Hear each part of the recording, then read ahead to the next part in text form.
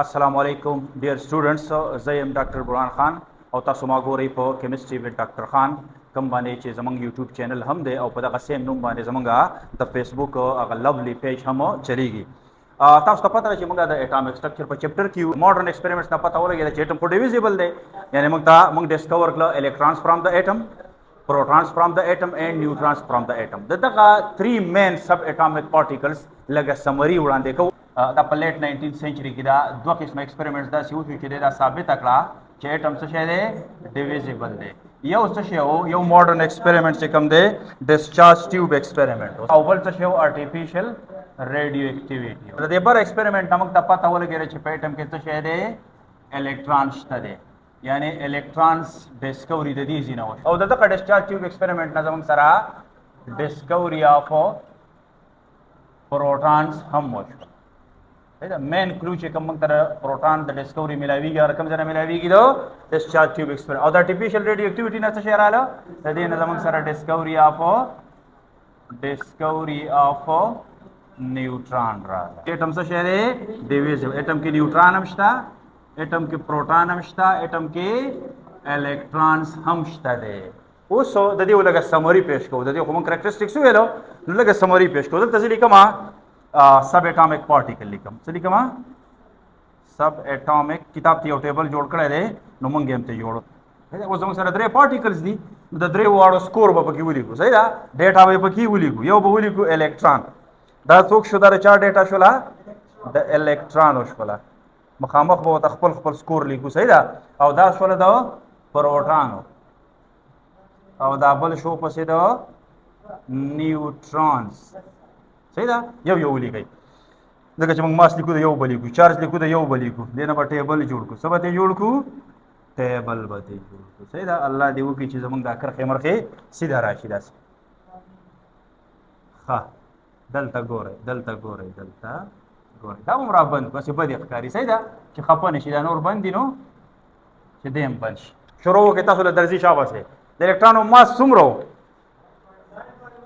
9.1069 into 10 raised to power minus 31 کیلوګرام. یونټ مې بره لیکلی دی، صحیح ده. او د ماس څومره و؟ 1.6726 into 10 raised to power minus 27 کیلوګرام. د ماس څومره؟ 1.67 د 26 دی، دا 49 into 10 raised to power minus 27 کیلوګرام. چارج په د باندې چارج څومره وي؟ minus 1.602 into 10 raised to power minus 19 coulombs، صحیح ده. د دم د عمره چارج میګنیټیوډ د عمره دی، خو ساين څه شی دی؟ پازیټیو دی. دا کنونشنل دی دا ساينس ښه، که په خوا په زمانہ غو دي ته پازیټیو ویلې او دي ته نیگیټیو ویلې، موږ هم دغه شان نن ویلې. او بنیاد هغه خو دی نو اوس په د دنیا نه خزان نشو بیلوي چې څنګه هغه قصه روانه ده چې موږ هم روانه کړې ده. ټیک شو، لا دې ته وایي کنونشنل.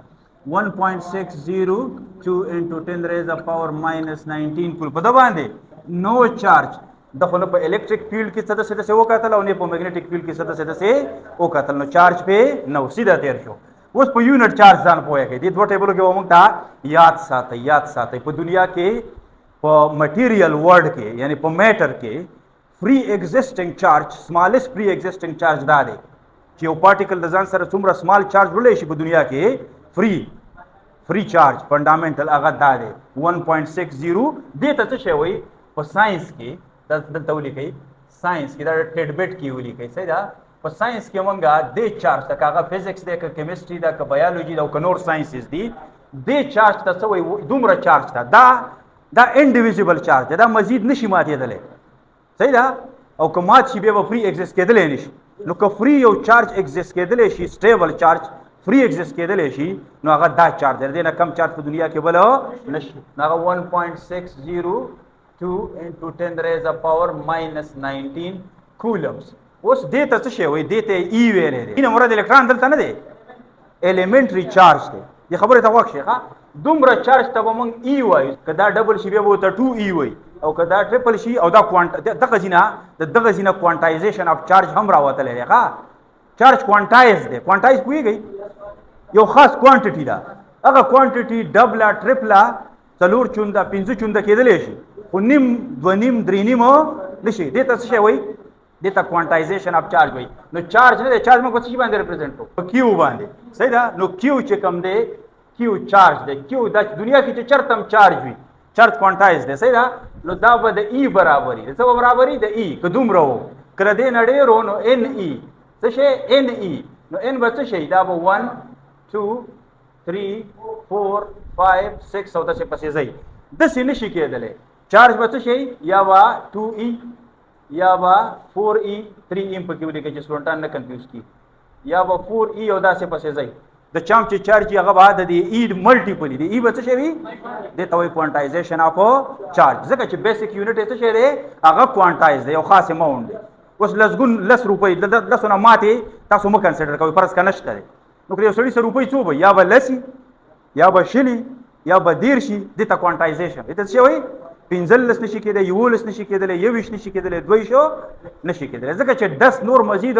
فرض که نشي ماتېدلی دا ای مزید مونږ چې دا نشي ماتېدلی نو د یو شي چارج به څه چرتم 1.5 ای دا چرتم د چارج نشي کېدلی 2.5 ای دا چرتم د چارج نشي کېدلی 0.5 ای دا چرتم د چارج ټوټل چارج د دې برابر نشي کېدلی نو د دې مطلب دا شو چې چارج د کوانټایزیشن اف چارج دا یو ایکسترا خبره وه دلته ضروري و چې پې پوه شئ ښه ستاسو د لیول خبره اگر چې نه ده خو چې پې پوه شئ چې چارج څه شی دی کوانټایز دی ولې کوانټایز دی ځکه موږ سره بیسیک یونټ چې کوم دی هغه فکس دی بیسیک یونټ څه شی دی فکس دی نو اوس به راځو کتابونه دي کې غلطي کوي یونټ چارج دا لیکي -1 1 ای ولیکه کتابونه څه غلطي کوي دلته ای نه لیکي نو دا 1 ای دی دا څه شی دی 1 ای دی او دا بل څه شی دی دا +1 ای دی او د ای نه مراد څه شی دی دې ټول شي دې ته ای وایي نو پلس ای